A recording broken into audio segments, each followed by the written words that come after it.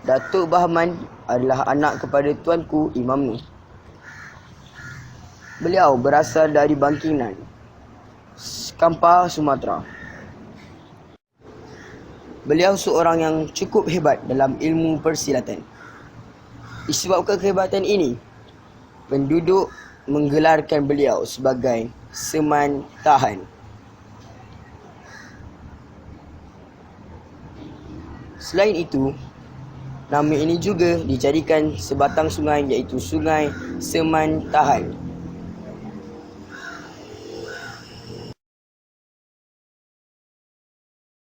Seterusnya, Datuk Bahman pernah menjadi anak angkat kepada Bendahara Ali dan menjadi rakan sepermainan kepada Sultan Wan Ahmad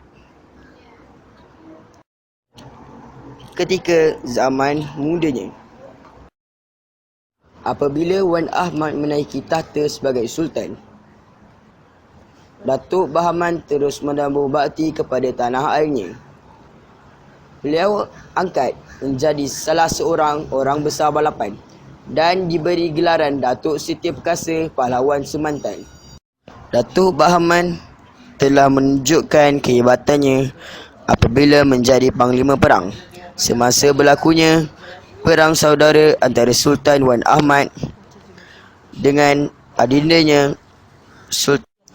Beliau juga telah membantu Tengku Kudin dalam perang saudara dengan Tengku Mahadi di Kelang.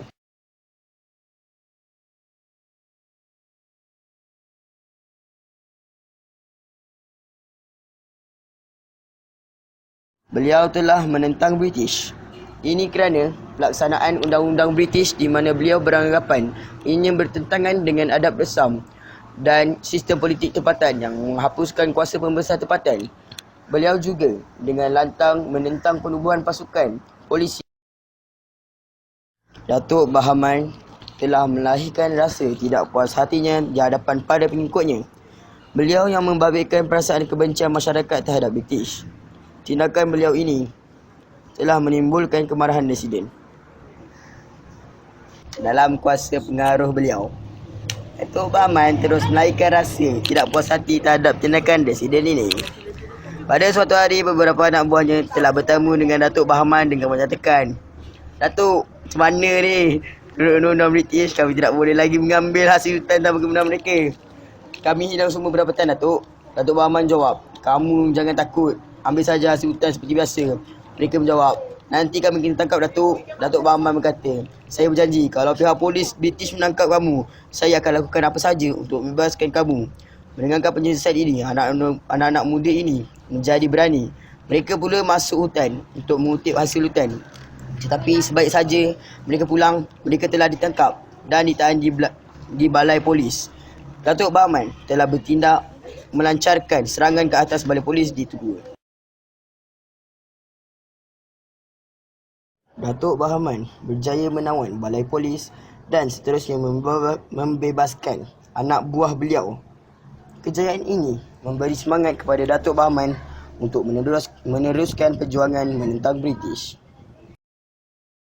Beliau berhasrat ingin menyerang pejabat British di Jeram, Ampai dan Kuala Tembeling. Hasrat untuk menyerang Jeram, Ampai telah sampai ke pengetahuan Tok Gajah iaitu pembesar di Pulau Tawar dan Mat Kilau iaitu seorang pembesar daerah di Budu. Datuk Bahman sangat gembira dengan pernyataan dua pembesar ini dan menyambutnya dengan merasa bangga. Datuk Bahman bersama Tok Gajah dan Mat Kilau telah melancarkan serangan ke atas Kuala Tembeling dan mereka kemudian bergerak untuk menyerang Jeram Ampai. Mereka juga berjaya menguasainya. British dengan angkatan tenteranya yang besar itu telah bertindak balas. Menyerang Jeram Ampai dan British telah mencapai kejayaan. Datuk Bahman dan Mat Kilau terpaksa mengundur ke Kelantan dengan Tok Gajah berundur ke Terengganu.